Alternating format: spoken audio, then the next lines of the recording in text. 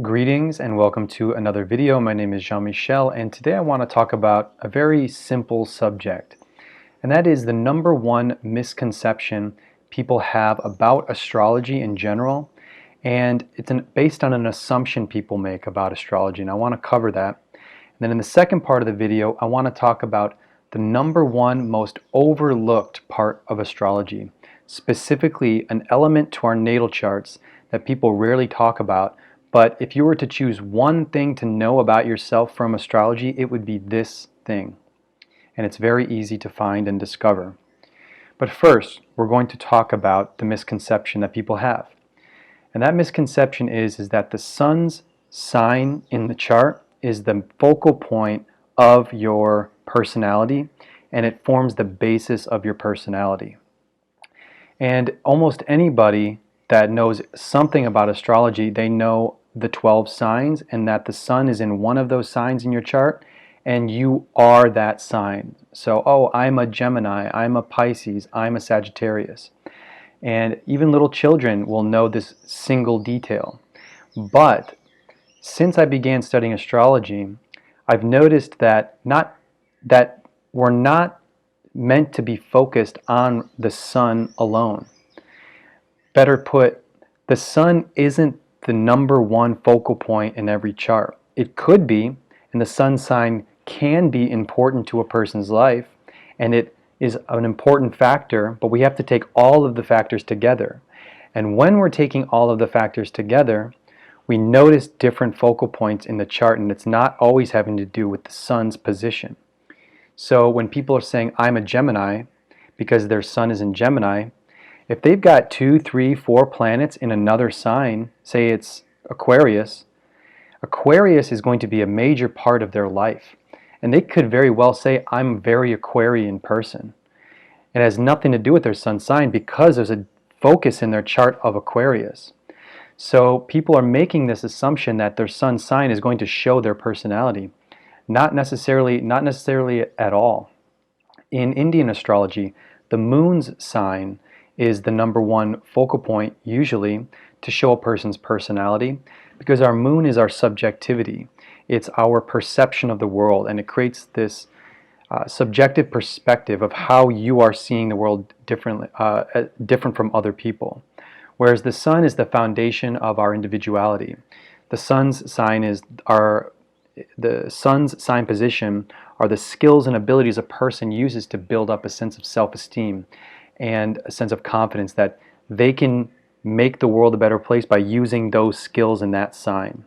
Whereas the moon is using the skills of a sign in order to nurture oneself, and once a person is able to nurture oneself using those abilities of that sign, they can nurture other people. And then the moon is using that sign, as I said, to create a subjective perception of the world. So those are usually, if a person knows a little bit more about astrology, they'll talk about those two things. What's my sun sign? What's my moon sign?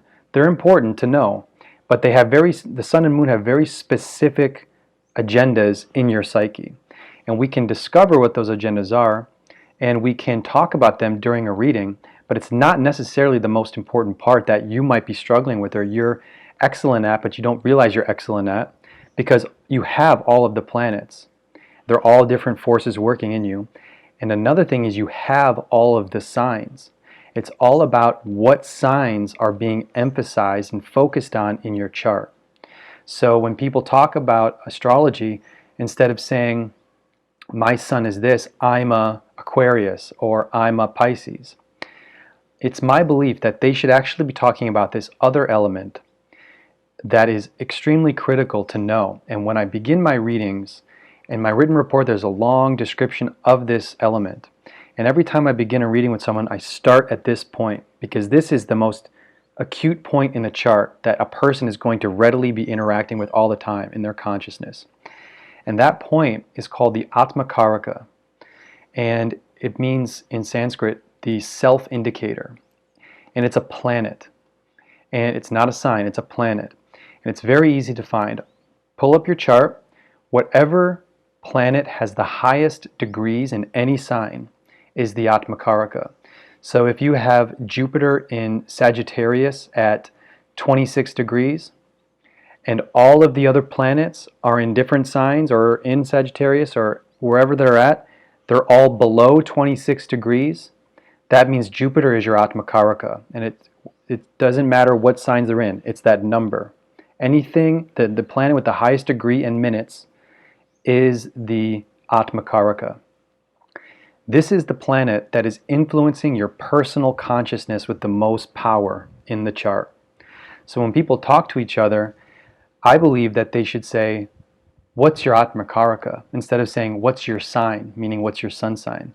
So when a person says, my Atmakaraka is Jupiter, you're telling the other person that Jupiter is the planet, the force in their consciousness that is influencing the way that person thinks, the way that person moves throughout the world, the way they create their path in life, and the way that their personality is based on, is on Jupiterian attributes.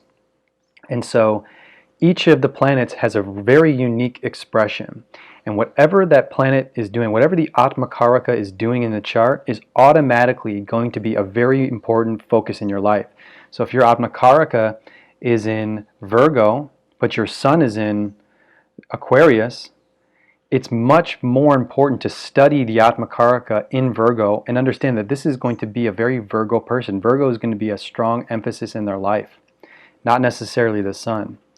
And when we're taking other charts in Vedic astrology, they're called Varga charts. They're separations. When you divide a sign into multiple sections, they create new charts. Wherever the Atmakaraka is doing in those other charts is also going to be a focus. It's going to be important for each of those charts. For example, the Navamsha, the 9th divisional chart, wherever the Atmakaraka planet is in that chart, so it carries over. Mercury, if it's your Atmakaraka, is going to be Mercury for the whole chart. It's going to be that key focus planet, all of your charts, all the Vargas.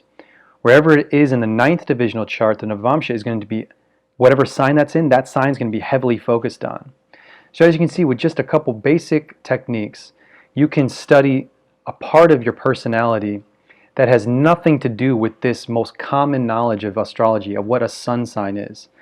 And as astrology becomes much more of a technical science, and as people are growing more and understanding how it actually works and how the different attributes interplay with one another, people are going to start focusing more on these specific details.